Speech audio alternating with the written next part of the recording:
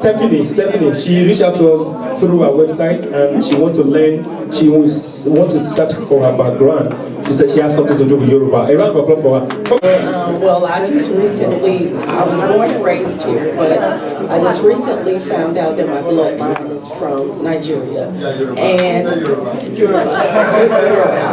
And so I went to the library, was doing research because I didn't have any knowledge of where everything started. So yesterday I Googled, I don't know what led me to put Ifa in Dallas. So I Googled that, and this was the first thing that popped up. So I clicked on a link and saw that you guys was having an event today.